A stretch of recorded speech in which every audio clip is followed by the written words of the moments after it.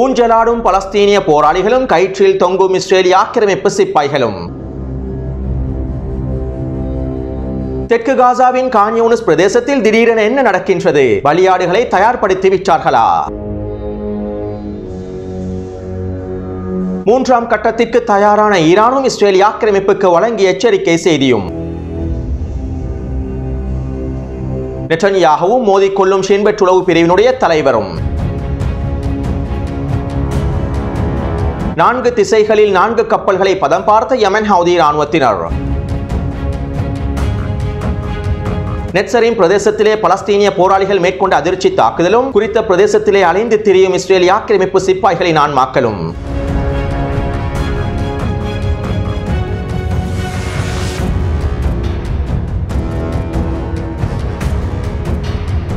இஸ்ரேலிய ஆக்கிரமிப்பு இனப்படுகொலை பயங்கரவாத கோலை இராணுவத்துடன் முழுநீள போரொன்றினை ஆரம்பிப்பதற்கு ஹிஸ்புல்லா இராணுவத்தினர் தயாராகவே இருக்கின்றார்கள். இஸ்ரேலிய ஆக்கிரமிப்பிடம் இருக்கக்கூடிய அதிநவீன ஆயுதங்களை போன்று ஹிஸ்புல்லா இராணுவத்தினரிடமும் அதிநவீன ஆயுதங்கள் காணப்படுகின்றன. அதே போன்று ஈரானிய தரப்பினரும் ஹிஸ்புல்லா இராணுவத்திற்கு தேவையான வான் பாதுகாப்பு அமைப்புகளையும் ஏனைய மிக முக்கியமான ஆயுதங்களையும் தொடர்ச்சியாக ஹிஸ்புல்லா இராணுவத்திற்கு வழங்கி வருகின்றது. அதிகளவான ஆயுதங்கள் ஈரானில் இருந்து தரை மார்க்கமாக ஈராக் வழியாகவும் சிரியா வழியாகவும் ஹிஸ்புல்லா இராணுவத்திற்கு கொண்டு செல்லப்படுகின்றது என்கின்ற தகவல்களும் வெளியாகிய வண்ணம் இருக்கின்றன. சுருக்கமாக குறிப்பிடுவதாக இருந்தால் ஹிஸ்புல்லா இராணுவத்தினர் அனைத்து ஆயுதங்களையும் குவிக்கின்றார்கள். இஸ்ரேலிய ஆக்கிரமிப்புக்கு எதிராக முழுநீள போரொன்றினை ஆரம்பிப்பதற்கு எல்லா விதமான ஆயுதங்களையும் களமிறக்குவதற்கு தயாராகி வருகின்றார்கள். அத்தோடு ஜெர்மனிய ஊடகமான பில்ட் ஊடகம் இவ்வாறு தெரிவித்துள்ளது. லெபனானுக்கு எதிரான போருக்கு ஹிஸ்புல்லா இராணுவத்திற்கு எதிரான போருக்கு திகதி குறிக்கப்பட்டு விட்டது. இன்னும் 2 வாரத்திற்கு பிறகு லெபனானுக்கு எதிரான முழுநீள போர் ஒன்று ஆரம்பிக்கப்படும். மேலும் இந்த முழுநீள போரினுடைய ஆரம்ப மிகப்பெரிய வான்வழி தாக்குதலாகவே அமைந்திருக்கும். கிட்டத்தட்ட 3 வாரங்களுக்கு தொடர்ச்சியான வான்வழி தாக்குதல்கள் மேற்கொள்ளப்படும் என்றும், இதன் மூலமாக ஹிஸ்புல்லா இராணுவத்தினை முழுமையாக அடிப்பணிய செய்து விடலாம் என்றும் குறித்த ஊடகமானது செய்திகளை வெளியிட்டுள்ளது.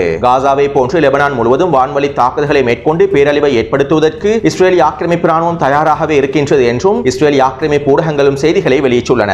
இப்படியான நிலைமையில் இஸ்ரேலிய ஆக்கிரமிப்பின் முன்னாள் வான் பாதுகாப்பு தளபதி இஸ்விகா ஹைமோரிச் இவ்வாறு தெரிவித்துள்ளார். லெபனானை முழுமையாக அளிக்கப் போவதாக, ஹிஸ்புல்லா இராணுவத்திற்கு எதிராக முழுநீள போரொன்றினை ஆரம்பிக்கப் போவதாக வெளியிடுகின்ற அறிக்கைகள் அரசியல் பிரச்சாரத்திற்கு பயனுள்ளதாக இருக்கலாம். ஆனால் யதார்த்தத்திற்கு இந்த அறிக்கைகள் ஒத்து போவதில்லை என்றும், இஸ்ரேலிய இராணுவத்தினுடைய நிலைமை மிக மோசமான நிலைமைக்கு தள்ளப்பட்டுள்ளது என்றும் அவர் குறிப்பிட்டுள்ளார். அதேபோன்று இஸ்ரேலிய ஆக்கிரமிப்பு விமானப்படை தளபதிகளில் ஒருவர் இஸ்ரேலிய ஆக்கிரமிப்பு இராணுவ தலைமைக்கு ஒரு கடிதம் ஒன்றினை அனுப்பியுள்ளார். இஸ்ரேலிய இராணுவம் லெபனானிலே போருக்கு தயாராக இல்லை. இந்த போருக்கு தேவையான ஆயுதங்களும் இராணுவ உபகரணங்களும் மனித வளமும் எங்களிடம் இல்லை என்றும் குறித்த தளபதி இஸ்ரேலிய ஆக்கிரமிப்பு இராணுவ தலைமைக்கு கடிதம் ஒன்றினை அனுப்பியுள்ளார். மேலும் இந்த கடிதத்தினை இஸ்ரேலிய ஆக்கிரமிப்பின் மூத்த பத்திரிகையாளர் எலோன்டென் டேவிட் அவர்கள் சமூக ஊடக வலைத்தளத்திலும் பதிவிட்டுள்ளார். அதேபோன்று பயங்கரவாதி பென்னி கான்ஸ் இவ்வாறு தெரிவித்துள்ளார். தற்போது ஹிஸ்புல்லா இராணுவத்தினர் தங்களுக்கு முக்கியமானது லெபனானா அல்லது ஈரானா என்பதை தீர்மானிக்க வேண்டும். இல்லாவிட்டால் ஹிஸ்புல்லாவினுடைய அனைத்து இராணுவ நடவடிக்கைகளுக்கும் லெபனான் அரசுதான் அதிகளவான விலையை செலுத்த வேண்டி வரும் என்றும் பென்னி கான்ஸ் இஸ்ரேலிய ஆக்கிரமிப்பு ஊடகங்களிடம் தெரிவித்துள்ளார். இவ்வாறு இஸ்ரேலிய ஆக்கிரமிப்பு தலைமைகள் வீராப்பான கருத்துக்களை வெளியிட்டிருக்கக்கூடிய இந்த நிலைமையில் ஈரானினுடைய உச்ச தலைவர் சையத் அலி கமேனி அவர்களுடைய ஆலோசகர் கர்ராசி அவர்கள் ஈரானிய ஊடகங்களிடம் இவ்வாறு தெரிவித்துள்ளார். லெபனானுக்கு எதிராக இஸ்ரேலிய ஆக்கிரமிப்பு முழுநீள போரொன்றினை ஆரம்பித்தால் பிராந்திய உச்சக்கட்ட பதற்றத்தை அடைந்துவிடும். இதனால் இந்த போரானது பிராந்தியம் முழுவதும் விரிவாக்கப்படும். இவ்வாறான சூழ்நிலை ஏற்படுத்தப்பட்டால் எங்களுக்கும் வேறு வழி இல்லை. நாங்கள் ஹிஸ்புல்லாவை எல்லா வழிகளிலும் ஆதரிப்போம். ஹிஸ்புல்லாவுக்கு தேவையான அனைத்து விடயங்களையும் மேற்கொள்வோம். மேலும் ஈரான் இஸ்ரேலிய ஆக்கிரமிப்புக்கு எதிரான நேரடியான போரை ஆரம்பித்து விடும் என்றும் அவர் குறிப்பிட்டுள்ளார். ஈரானினுடைய உச்ச தலைவர் சையத் அலி கமேனி அவர்களுடைய ஆலோசகர் இவ்வாறு குறிப்பிட்டிருப்பது சாதாரண விடயமல்ல. அத்தோடு ஈரானின் IRGC குதுஸ் விமான படையினுடைய தளபதி இவ்வாறு தெரிவித்துள்ளார். அக்டோபர் 7ஆம் தேதி ஆரம்பிக்கப்பட்ட அல்-அக்ஸா வெள்ள போரானது பலஸ்தீனிய மக்களுடைய வெற்றிக்கு வழிவகுக்கும் போராகும். மேலும் ஈரான் ஒருபொழுதும் பிராந்தியத்தில் இருக்கக்கூடிய எதிர்ப்பு சக்திகளை கைவிடாது. பலஸ்தீனிய மக்களுடைய எதிர்ப்புக்கு ஈரான் முழுமையான ஆதரவினை வழங்கும். அத்தோடு நாங்கள் இஸ்ரேலிய ஆக்கிரமிப்புக்கு எதிராக ட்ரூ ப்ராமிஸ் என்கின்ற தாக்குதலை மேற்கொண்டிருந்தோம். நூற்றுக்கணக்கான ஏவுகணைகள் ட்ரோன்களை பயன்படுத்தி ட்ரூ ப்ராமிஸ் தாக்குதலை மேற்கொண்டிருந்தோம். தற்போது இஸ்ரேலிய ஆக்கிரமிப்பு லெபனானுக்கு எதிராக முழுநீள போரொன்றினை ஆரம்பிக்கப் போகின்றது. எனவே இனி வரக்கூடிய நாட்களில் ட்ரூ ப்ராமிஸின் 2ஆம் பாகத்தை ஆரம்பிப்பதற்கான வாய்ப்புகளும் அதிகமாக இருக்கின்றன என்றும் அவர் வெளிப்படையான கருத்துக்களை வெளியிட்டுள்ளார். எனவே லெபனானுக்கு எதிரான ஹிஸ்புல்லா இராணுவத்திற்கு எதிரான இஸ்ரேலிய ஆக்கிரமிப்பின் முழுநீள போரானது நிச்சயமாக பிராந்திய போராகவே உருவெடுக்கும். இருப்பினும் ஈரானிய தரப்பினர் குறித்த யுத்தத்தின் ஆரம்பத்திலேயே களமிறங்க மாட்டார்கள். இஸ்ரேலிய ஆக்கிரமிப்பு இனப்படுகொலை பயங்கரவாத இராணுவத்தினை முழுமையாக வீழ்த்துவதற்கான எல்லா விதமான திறன்களும் ஹிஸ்புல்லா இராணுவத்திடம் காணப்படுகின்றன. எனவே நான் முன்னைய காணொளிகளில் குறிப்பிட்டதை போன்று ஹிஸ்புல்லா இராணுவத்தினர் இந்த 2ஆம் கட்டத்தினை வெற்றிகரமாக மேற்கொள்வார்கள். இஸ்ரேலிய ஆக்கிரமிப்பினுடைய பலத்தின் மிகப்பெரிய பகுதியினை முழுமையாக முடக்கி விடுவார்கள். இதற்கு பிறகு 3வது கட்டமாகத்தான் ஈரானிய தரப்பினர் பல்வேறுபட்ட திட்டங்களுடன் களமிறங்குவார்கள். எனவே இவ்வாறான இலக்குகளை நோக்கித்தான் தற்போதைய யுத்த களமானது நகர்ந்து கொண்டிருக்கின்றது. அடுத்து ஹிஸ்புல்லா இராணுவத்தினர் இராணுவத்தினர் ஆக்கிரமிக்கப்பட்ட வடக்கு இஸ்ரேலில் தொடர்ச்சியான தாக்குதல்களை மேற்கொண்டு வருகின்றார்கள். இதற்கமைவாக மேற்கு கலிலே பிரதேசத்தில் இருக்கக்கூடிய டோவிவ் மற்றும் கிரியோட் ஹேக்கல் ஆகிய பிரதேசங்களில் இருக்கக்கூடிய நிலத்தொடர்களின் குடியிருப்பு கட்டிடங்களையும் வீடுகளையும் இலக்கு வைத்து ஏவுகணை தாக்குதல்களை மேற்கொண்டுள்ளார்கள். அதேபோன்று கிழக்கு பிரதேசமான கஃபர் கிலாடி மற்றும் மெட்ரூலா ஆகிய பிரதேசங்களில் இருக்கக்கூடிய இஸ்ரேலிய ஆக்கிரமிப்பு சிப்பாய்கள் நிலை கொண்டிருக்கக்கூடிய பகுதிகளை இலக்கு வைத்தும் அதிரடியான கவசதிர் ஏவுகணை தாக்குதல்களையும் புர்கான் ஏவுகணை தாக்குதல்களை மேற்கொண்டுள்ளார்கள். அடுத்து யெமன் ஹவுதி இராணுவத்தினர் 4 தரமான தாக்குதல்களை மேற்கொண்டுள்ளார்கள். முதலாவதாக அரேபிய கடல் பிரதேசத்தினூடாக சென்று கொண்டிருந்த இஸ்ரேலிய ஆக்கிரமிப்பு நிறுவனத்திற்கு சொந்தமான MSC யூனிஃபிக் என்கின்ற சரக்கு கப்பலை இலக்கு வைத்து தாக்குதல்களை மேற்கொண்டுள்ளார்கள். இரண்டாவதாக செங்கடல் பிரதேசத்தினூடாக சென்று கொண்டிருந்த டெலோனிக்ஸ் என்கின்ற அமெரிக்காவுடைய எண்ணெய் சரக்கு கப்பலை இலக்கு வைத்து ட்ரோன் தாக்குதல்களையும் கப்பல் எதிர்ப்பு ஏவுகணை தாக்குதல்களை மேற்கொண்டுள்ளார்கள். மூன்றாவதாக இந்திய பெருங்கடல் பிரதேசத்தினூடாக சென்று கொண்டிருந்த பிரித்தானியாவுக்கு சொந்தமான என்வில் பாயிண்ட் என்கின்ற கப்பலை இலக்கு வைத்து ட்ரோன் தாக்குதல்களையும் பாலிஸ்டிக் ஏவுகணை தாக்குதல்களை மேற்கொண்டுள்ளார்கள். நான்காவதாக மத்திய தரைக்கடல் பிரதேசத்திலே சென்று கொண்டிருந்த லக்கி சைலர் என்கின்ற சரக்கு கப்பலை இலக்கு வைத்து குரூஸ் ஏவுகணை தாக்குதல்களை மேற்கொண்டுள்ளார்கள். அத்தோடு இந்த 4 தாக்குதல்களும் வெற்றிகரமாக மேற்கொள்ளப்பட்டிருப்பதாக யெமன் ஹவுதி இராணுவத்தினுடைய ஊடக பேச்சாளர் யஹ்யா சரி அவர்களே தெரிவித்துள்ளார்.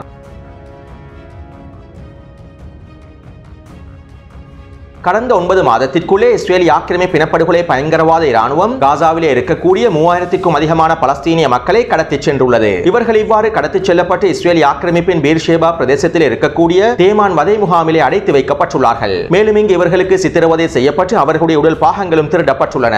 அதேபோன்று கடந்த 9 மாதத்திற்குள்ளே சித்திரவதை செய்யப்பட்ட 1700 பலஸ்தீனிய மக்களையும் இஸ்ரேலிய ஆக்கிரமிப்பு இராணுவம் விடுவித்துள்ளது. மேலும் இன்னும் 500 பலஸ்தீனிய மக்களை ஒஃபர் சிறைச்சாலையிலும் அடைத்து வைத்துள்ளது. எனவே தற்போது மொத்தமாக இஸ்ரேலிய ஆக்கிரமிப்பு சிறைச்சாலைகளிலும் வதை முகாம்களிலும் காசாவிலிருந்து கடத்திச் செல்லப்பட்ட 1160 பலஸ்தீனியர்கள் இருக்கின்றார்கள். அத்தோடு கடந்த 9 மாதத்திற்குள் வெஸ்ட் பேங்க் பிரதேசத்திலே 9450 பலஸ்தீனியர்கள் கைது செய்யப்பட்டுள்ளார்கள். இந்த யுத்தம் ஆரம்பிக்கப்படுவதற்கு முன்பு இஸ்ரேலிய ஆக்கிரமிப்பின் சிறைச்சாலைகளில் 7500க்கும் அதிகமான பலஸ்தீனிய மக்கள் இருந்துள்ளார்கள். எனவே தற்போது இஸ்ரேலிய ஆக்கிரமிப்பின் சிறைச்சாலைகள் பலஸ்தீனிய மக்களினால் நிரம்பி வழிகின்றன. இதனால் சிறைச்சாலைகளுடைய நெரிசலை கட்டுப்படுத்த முடியாத நிலைமை ஒன்று ஏற்பட்டுள்ளது. இதைத் தொடர்ந்து இஸ்ரேலிய ஆக்கிரமிப்பின் ஷின்பெட் உளவு பிரிவானது சிறைச்சாலையிலே இருக்கக்கூடிய நெரிசலை கட்டுப்படுத்துவதற்கான தீர்வொன்றினை வழங்குமாறு உயர் நீதிமன்றத்திலே கோரிக்கை விடுத்துள்ளது. இதற்கமைவாக குறைந்த அளவு பாதுகாப்பு அச்சுறுத்தல் இருக்கக்கூடியவர்களை விடுவிக்குமாறு உச்ச நீதிமன்றம் தெரிவித்துள்ளது. எனவே இதற்கமைவாக நேற்றைய தினம் ஷின்பெட் உளவு பிரிவானது 120 பலஸ்தீனிய மக்களை விடுதலை செய்திருந்தது. நெட்டன்யாஹுவினுடைய அனுமதியை பெறாமல் ஷின்பெட் உளவு பிரிவினுடைய தலைவர் சுயமாக இந்த முடிவினை எடுத்துள்ளார். அத்தோடு இவ்வாறு விடுவிக்கப்பட்ட 120 பலஸ்தீனியர்களில் அல்-ஷிஃபா மருத்துவமனையினுடைய தலைமை வைத்தியரும் உள்ளடங்குகின்றார். அது மட்டுமல்லாமல் இஸ்ரேலிய ஆக்கிரமிப்பு அல்-ஷிஃபா மருத்துவமனை வளாகத்தில் கைது செய்திருந்த அதிகளவான மருத்துவ ஊழியர்களும் உள்ளடங்குகின்றார்கள்.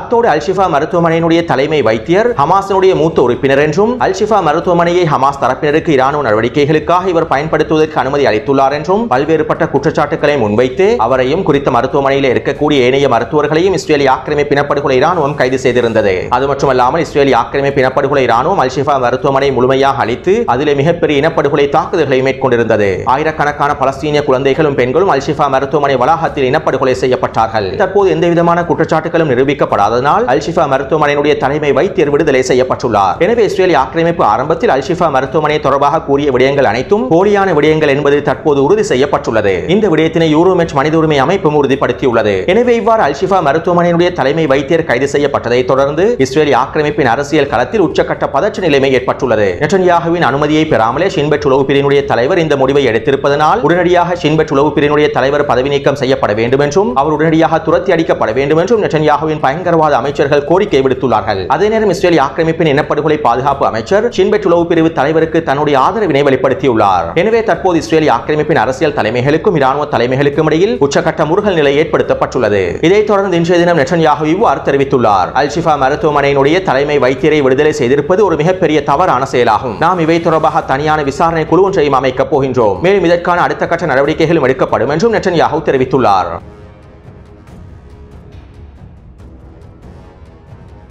அடுத்து இஸ்ரேலிய ஆக்கிரமிப்பின் அமைச்சரவையும் அரசியல் தலைமைகளும் 3ஆம் கட்ட போரை தொடருவதற்கு அனுமதி அளித்துள்ளார்கள். நேற்றிரவு நடைபெற்ற விசேட அமைச்சரவை கூட்டத்திற்கு பிறகு இந்த முடிவானது வெளியிடப்பட்டுள்ளது. இன்னும் 2 அல்லது 3 வாரங்களில் இந்த போரானது 3ஆம் கட்ட நிலைமையை அடைந்து விடும் என இஸ்ரேலிய ஆக்கிரமிப்பு ராணுவமும் உத்தியோகபூர்வமாக அறிவித்துள்ளது. மேலும் இந்த 3ஆம் கட்ட போரின் போது வடக்கு காசாவிற்கும் மத்திய காசாவிற்கும் இடைப்பட்ட பிரதேசமான நெட்சரிம் பிரதேசத்திலும் பிலடெல்பியா எல்லை பிரதேசத்திலுமே இஸ்ரேலிய ஆக்கிரமிப்பு நிலை கொண்டிருக்கும் என்றும் வான்வழி தாக்குதல்கள் மூலமாகவும் சிறிய இராணுவ நடவடிக்கைகள் மூலமாகவும் காசாவிலே யுத்தம் தொடரும் என்றும் இஸ்ரேலிய ஆக்கிரமிப்பு ஊடகங்கள் குறிப்பிட்டுள்ளன. இஸ்ரேலிய ஆக்கிரமிப்பின் இந்த மூன்றாம் கட்ட போர் நிலை தொடர்பாக நான் ஏற்கனவே முன்னைய காணொளிகளில் தெளிவாக குறிப்பிட்டுள்ளேன். அத்தோடு நேற்றிரவு இஸ்ரேலிய ஆக்கிரமிப்பு தலைமைகள் இந்த மூன்றாம் கட்ட போர் தொடர்பாக உத்தியோகபூர்வமான செய்திகளை வெளியிட்டு ஓரிரு மணித்தியாலங்களுக்குள்ளேயே பலஸ்தீனிய போராளிகள் ஒரு தரமான தாக்குதல் ஒன்றை மேற்கொண்டிருந்தார்கள். அதுவும் நெட்சரின் பிரதேசத்தினை இலக்கு வைத்து இந்த தரமான தாக்குதலை மேற்கொண்டுள்ளார்கள். வழமையாக அல் கஸாம் படையினரும் அல் குதுஸ் படையினரும் அல் அக்ஸா படையினரும் இன்னும் ஏனைய படைப்பிரிவுகளும் நெட்சரின் பிரதேசத்தில் இருக்கக்கூடிய இராணுவ கட்டளை தளங்களையும் இஸ்ரேலிய ஆக்கிரமிப்பு சிப்பாய்களையும் போர்த்தாங்கி வாகனங்களையும் இலக்கு வைத்து மோட்டார் குண்டு தாக்குதல்களை மேற்கொண்டிருந்தார்கள். மேலும் இந்த மோட்டார் குண்டு தாக்குதல்கள் மட்டுப்படுத்தப்பட்ட தாக்குதல்களாகவே அமைந்திருந்தன.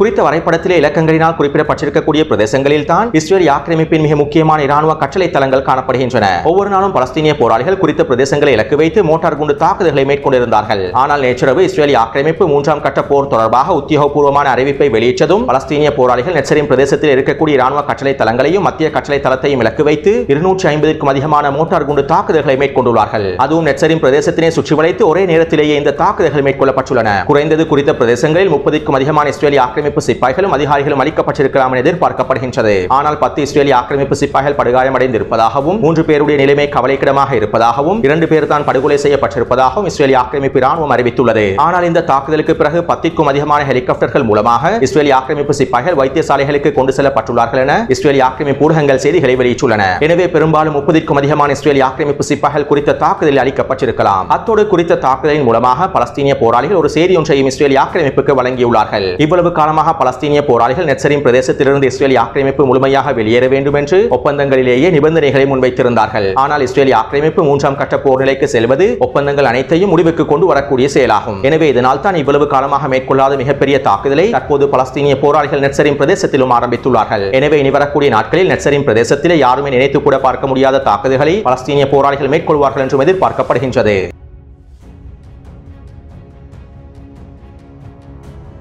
நேற்றிரவு இஸ்ரேலிய ஆக்கிரமிப்பு இனப்படுகொலை பயங்கரவாத கோலை இராணுவம் கான் யூனிஸின் கிழக்கு பிரதேசத்தில் இருக்கக்கூடிய பலஸ்தீனிய மக்கள் அனைவரையும் முழுமையாக வெளியேறுமாறு எச்சரிக்கை விடுத்துள்ளது. மேலும் குறித்த பிரதேசத்தில் இருக்கக்கூடிய பலஸ்தீனிய மக்கள் கான் யூனிஸின் மேற்கு பிரதேசத்தை நோக்கி நகருமாறும் இஸ்ரேலிய ஆக்கிரமிப்பு துண்டு பிரசுரங்களையும் வீசியுள்ளது. அது மட்டுமல்லாமல் இஸ்ரேலிய ஆக்கிரமிப்பு இனப்படுகொலை இராணுவம் இன்று காலையிலிருந்து கான் யூனிஸின் கிழக்கு பிரதேசங்களை இலக்கு வைத்து உக்கிரமான வான்வழி தாக்குதல்களையும் பீரங்கி தாக்குதல்களையும் ஆரம்பித்துள்ளது. அதாவது இஸ்ரேலிய ஆக்கிரமிப்பு இனப்படுகொலை பயங்கரவாத இராணுவம் கான் யூனிஸின் கிழக்கு பிரதேசத்தினூடாக தரைவழி தாக்குதல்களை மீண்டும் ஆரம்பிக்க கடந்த 3 மாதங்களுக்கு முன்பே இஸ்ரேலிய ஆக்கிரமிப்பு இனப்படுகொலை இராணுவம் கான் யூனிஸ் பிரதேசத்திலிருந்து முழுமையாக வெளியேறியிருந்தது. கான் யூனிஸ் பிரதேசத்தில் இருக்கக்கூடிய ஹமாஸினை முழுமையாக அழித்து விட்டதாகவும் கான் யூனிஸில் இருக்கக்கூடிய ஹமாஸின் 4 படைகளையும் முழுமையாக செயலிழக்க செய்து விட்டதாகவும் இஸ்ரேலிய ஆக்கிரமிப்பு இராணுவம் குறிப்பிட்டிருந்தது. ஆனால் இஸ்ரேலிய ஆக்கிரமிப்பு இனப்படுகொலை இராணுவம் கான் யூனிஸிலிருந்து வெளியேறி ஓரிரு வாரங்களுக்குள்ளேயே ஹமாஸ் தரப்பினர் குறித்த பிரதேசத்தினை மீள கட்டமைப்பதற்கு ஆரம்பித்து விட்டார்கள். கான் யூனிஸ் பிரதேசத்தினுடைய நகர உட்கட்டமைப்புகளையும் ஹமாஸ் தரப்பினர் மீள கட்டமைப்பதற்கு ஆரம்பித்து விட்டார்கள். இப்படியான நிலைமையில் தான் இஸ்ரேலிய ஆக்கிரமிப்பு இனப்படுகொலை பயங்கரவாத மீண்டும் கான் யூனிஸ் கிழக்கு பிரதேசத்தினூடாக தரைவழி தாக்குதலை ஆரம்பிக்க போவதாக அறிவித்துள்ளது.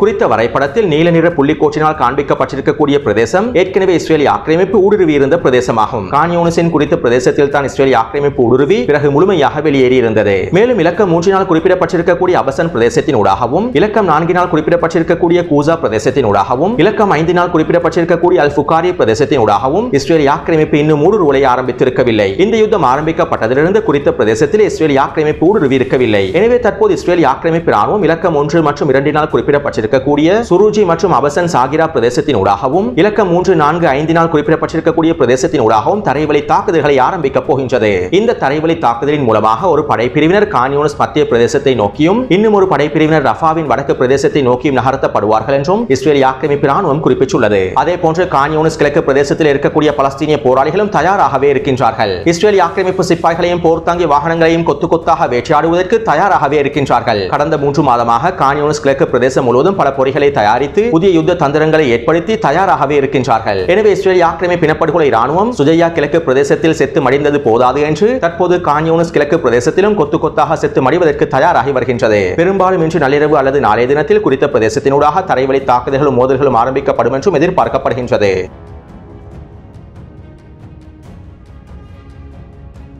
அல்கசாம் படையினர் சுஜையா பிரதேசத்திலே மேற்கொள்ளக்கூடிய தாக்குதல்களையும் சாகசங்களையும் காணொலிகளாக வெளியிட்டு வருகின்றார்கள். இஸ்ரேலிய ஆக்கிரமிப்பு சிப்பாய்கள் வாத்துக்களை போன்று குறிவைக்கப்பட்டு அளிக்கப்படக்கூடிய காணொலிகளை வெளியிட்டு வருகின்றார்கள். இதற்கமைவாக அல்கசாம் படையினர் சுஜையா கிழக்கு பிரதேசத்திலே ஊஞ்சல் ஆடிய வண்ணம் தாக்குதல் திட்டங்களை வகுத்து வீரியமான தாக்குதல்களை மேற்கொள்ளக்கூடிய காணொலி ஒன்றையும் வெளியிட்டிருந்தார்கள். அந்த காணொலியை நான் டெலிகிராம் சேனலிலும் பதிவிட்டுள்ளேன். மேலும் குறித்த காணொலி தொடர்பாக இஸ்ரேல் ஆக்கிரமிப்பின் வல்லா ஊடகம் இவ்வாறு தெரிவித்துள்ளது. சுஜையா பிரதேசத்தில் இருக்கக்கூடிய படைகள் ஊஞ்சல் ஆடியவாறு தாக்குதல் திட்டங்களை வகுக்கின்றார்கள். பலஸ்தீனிய போராளிகள் யுத்த களத்தில் சகஜமாக இருக்கின்றார்கள். இதற்கான போதுமான நேரமும் அவர்களிடம் காணப்படுகின்றது. மேலும் யுத்த களத்திலே அவர்கள் சந்தோஷமாக சண்டையிடுகின்றார்கள். அதே நேரம் எங்களுடைய சிப்பாய்கள் சுஜையா பிரதேசத்திலே வாத்துக்களை போன்று வேட்டையாடப்படுகின்றார்கள். அது மட்டுமல்லாமல் எங்களுடைய சிப்பாய்கள் காசாவின் யுத்த களத்திற்கு செல்ல முடியாது என்று தூக்கிலிட்டு தற்கொலை செய்து கொள்கின்றார்கள். இன்னும் பல சிப்பாய்கள் தங்களுடைய பதவிகளையும் ராஜினாமா செய்கின்றார்கள். இப்படியான நிலைமையில் ஹமாஸ் தரப்பினர் வெளியிட்டிருக்கக்கூடிய குறித்த காணொலி எங்களுக்கு மன அழுத்தத்தை ஏற்படுத்தக்கூடியதாக அமைந்திருக்கின்றது என்றும் வல்லா ஊடகமானது செய்திகளை வெளியிட்டுள்ளது.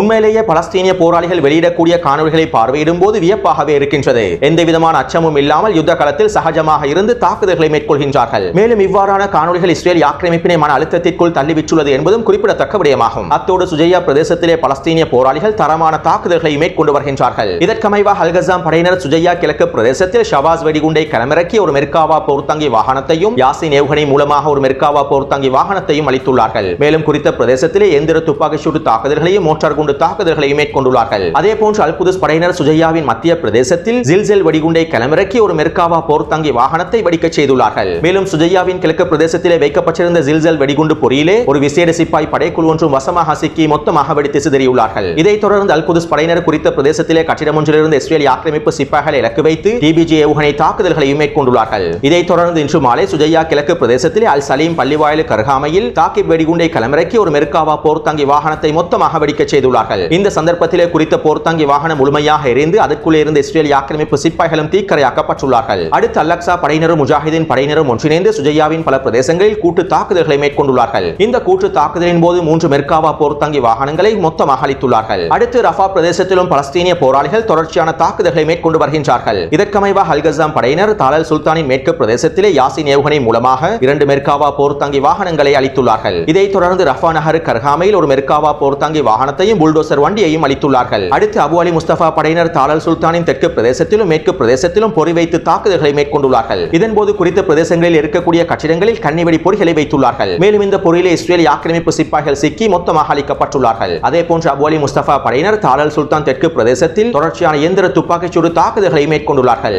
இந்த சந்தர்ப்பத்திலே இஸ்ரேல் ஆக்கிரமிப்பு இனப்படுகொலை ராணுவம் வான்வழி மூலமான தாக்குதல்களை மேற்கொண்டுள்ளது. இந்த வான்வழி தாக்குதலினால் குறித்த பிரதேசத்திலே இருந்த 2 துணை தளபதிகள் வீரமரணம் அடைந்துள்ளார்கள். குறித்த பிரதேசத்தினுடைய துணை தளபதிகளான நசீர் அஷ்ரப் மற்றும் சமீர் ஒபைதா ஆகிய இருவருமே வீரமரணம் அடைந்துள்ளார்கள். மேலும் இந்த தகவல்களை அபு அலி முஸ்தபா படையினர் உத்தியோகபூர்வமாக வெளியிட்டுள்ளார்கள். அடுத்து இன்று மாலை அல்கசாம் படையினர் ரஃபாவின் மேற்கு பிரதேசத்தில் யாசின் ஏவுகணை மூலமாக 2 மெர்காவா போர்த்தாங்கி வாகனங்களையும் அளித்துள்ளார்கள். மேலும் குறித்த பிரதேசத்தில் தொடர்ச்சியான மோட்டார் குண்டு தாக்குதல்களையும் ஏவுகணை தாக்குதல்களையும் மேற்கொண்டுள்ளார்கள். எனவே நேற்று மாலை 6 மணியிலிருந்து இன்று மாலை 6 மணி வரையில் கிடைக்கப்பெற்ற தகவல்களுக்கு அமைவாக 12 மெர்காவா போர்த்தாங்கி வாகனங்களும் ஒரு புல்டோசர் வண்டியும் அளிக்கப்பட்டுள்ளன. அதே போன்று 25க்கும் அதிகமான இஸ்ரேலிய ஆக்கிரமிப்பு சிப்பாய்கள் அளிக்கப்பட்டுள்ளார்கள். 20க்கும் அதிகமான இஸ்ரேலிய ஆக்கிரமிப்பு சிப்பாய்கள் படுகாயம் அடைந்துள்ளார்கள். எனவே இந்த காணொலி தொடர்பான கருத்துக்களை பதிவிடுங்கள். தொடர்ந்தும் என்னுடன் இணைந்திருங்கள். நன்றி, வணக்கம்.